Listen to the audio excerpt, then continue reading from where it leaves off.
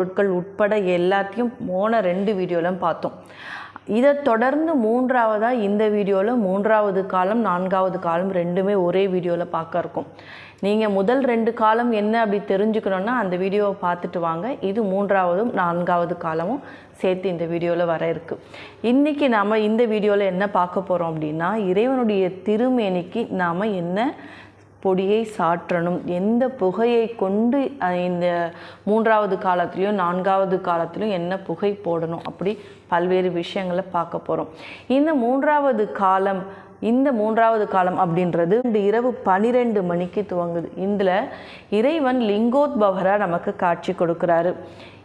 இந்த லிங்கோத்பவர் அப்படின்ற இந்த ரூபம் இறைவன் தணலாக நின்ற கோலம், அதற்கு இடையில் அவர் காட்சி கொடுக்கக்கூடிய அந்த உருவம் தான் லிங்கோத்பவர்.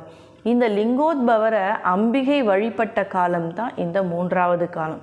இந்த காலத்தில் லிங்கோத்பவராக காட்சி கொடுக்கின்ற அந்த சிவலிங்கத்துக்கு நாம் என்ன அபிஷேகம் செய்யணும் அப்படின்னா, தேன், பச்சரிசி மாவு, மஞ்சள் இது போன்ற பொருட்களால் அபிஷேகம் செய்யலாம். இன்னும் நமக்கு என்னெல்லாம் முடியுமோ, இன்னும் என்னால் முடியும்னா எலுமிச்சம்பழ சாறு கொண்டு கூட அபிஷேகம் பண்ணலாம். எலுமிச்சை சாறு நம்ம அபிஷேகம் பண்ணால் யம பயம் நீங்கும். இந்த மாதிரி நாம் செய்யக்கூடிய ஒவ்வொரு பொருளுக்குமே, அபிஷேகம் செய்யக்கூடிய ஒவ்வொரு பொருளுக்குமே ஒவ்வொரு பலன் உண்டு. அதனால் நமக்கு என்ன பொருள் இருக்கோ நம்மக்கிட்ட, முக்கியமாக தேனால் நம்ம அபிஷேகம் பண்ணுறது அப்படின்றது சிறப்பு. அம்பிகை அப்படின்றதுனால மஞ்சள் நம்ம அபிஷேகம் சிறப்பாக வைக்கிறோம் அந்த இடத்துல. அதற்கு அடுத்ததாக இறைவனுடைய திருமேனிக்கு நாம் திருநீரோட ஒரு துளி பச்சை கற்பூரம் சேர்த்து இறைவனுடைய திருமேனிக்கு சாற்றணும். அடுத்ததாக நாம் கருப்பு குங்கிலியம் அப்படின்றது நாட்டு மருந்து கடையில் கிடைக்கும். இந்த குங்கிலியம் வாங்கி அதில் நம்ம இறைவனுக்கு புகை போடலாம். இப்படி நம்ம குங்கிலியத்தால் புகை போடும் பொழுது ரொம்பவே கொஞ்சமாக போடணும். சாம்பிராணியெல்லாம் போடுவோம் இல்லையா, நிறைய அள்ளி வாரி வாரி போடுவாங்க சில பேர், அந்த மாதிரியெல்லாம் போட்டுறக்கூடாது.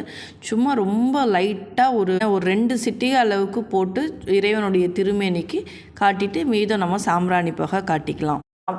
அதே மாதிரி அப்போது நாம் நைவேத்தியமாக படைக்கக்கூடியது மாதுளை, எள் சாதம், அதாவது சாதம் வடிச்சிட்டு அந்த சாதத்தில் ஒரு 4 எள்ளை கலந்து இறைவனுக்கு நைவேத்தியமாக நம்ம படைக்கலாம்.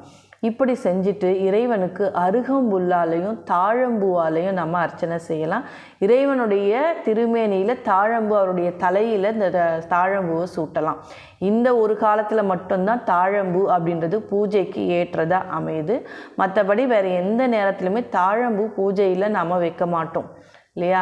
அதனால் இந்த லிங்கோத்பவர் அப்படின்ற இந்த லிங்கோத்பவ ரூபமாக இறைவன் காட்சி கொடுக்கக்கூடிய இந்த நேரத்தில் தாழம்பூ அப்படின்றத இறைவனுக்கு சூட்டி நமக்கு வேண்டியதை எல்லாம் நம்ம பெறலாம். என்ன பெறலாம் அப்படின்னா, இந்த காலம் அம்பிகை வழிபட்ட காலம் இல்லையா.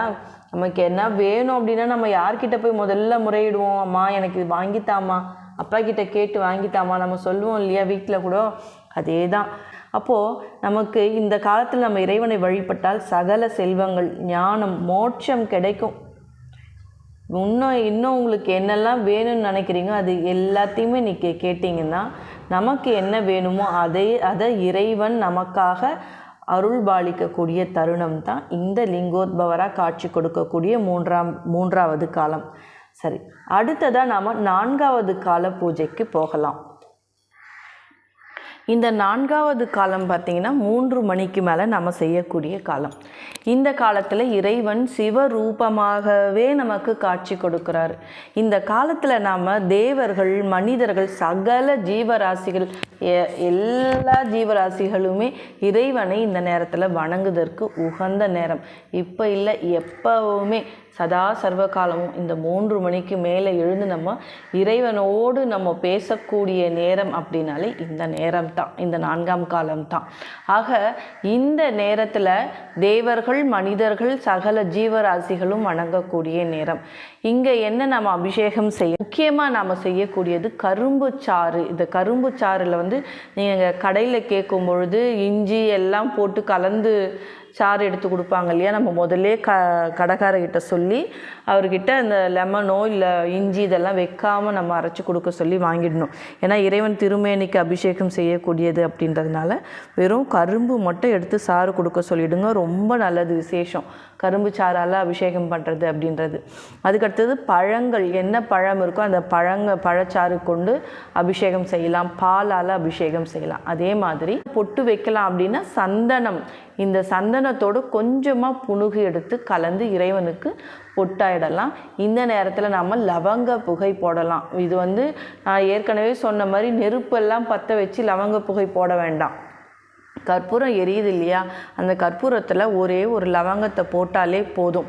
லவங்க புகைனா ஏதோ நிறைய இந்த கொட்டாங்குச்சியோ இல்லை கறியோ எல்லாத்தையும் அடுப்பு கறி எல்லாத்தையும் பற்ற வச்சு அதில் சாம்பிராணி புகை போடுற மாதிரி ஒரு கைப்பிடி லவங்கத்தை தூக்கி போட்டு அப்படியெல்லாம் பண்ணிடாதீங்க.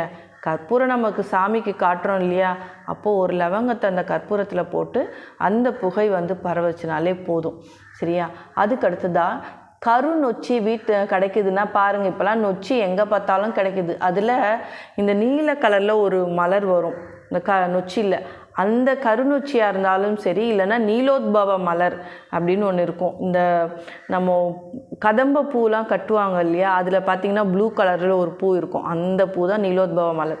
அந்த பூவாக இருந்தாலும் சரி, நீல கலரில் இருக்கக்கூடிய இந்த பூக்களை கொண்டு இறைவனுக்கு நம்ம அர்ச்சனை செய்யலாம், அலங்காரம் செய்யலாம். அதே மாதிரி என்ன நம்ம அவருக்கு படைக்கணும், என்ன நம்ம அவருக்கு நைவேத்தியம் பண்ணணும் அப்படின்னா கோதுமையால் செய்யப்பட்ட பொருட்கள், உணவுப் பொருட்கள், சுத்த அன்னம், அதாவது சாதத்தை வடிச்சிட்டு அதில் ஒரு துளி நெய் விட்டு கலந்து, உப்பு எதுவுமே போடக்கூடாது, சாதம் வடித்து அதில் ஒரு துளி நெய் விட்டு கலந்து இறைவனுக்கு நம்ம படைக்கலாம்.